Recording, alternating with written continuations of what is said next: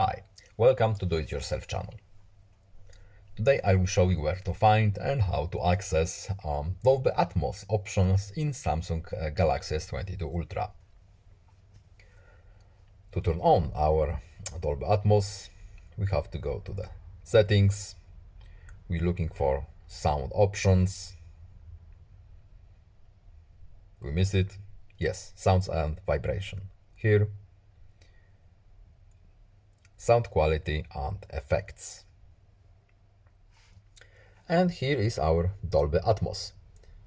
Experience breakthrough audio for media playback that flows above and around you. Well, let's turn it on. Dolby Atmos is now set. We can choose what we want our Atmos to use with. Movies, music, voice, or just auto. And that's all. To turn it off, simply tap it again. I hope this video was helpful to you. Please like, subscribe, have a nice day, and see you in the next video. Goodbye.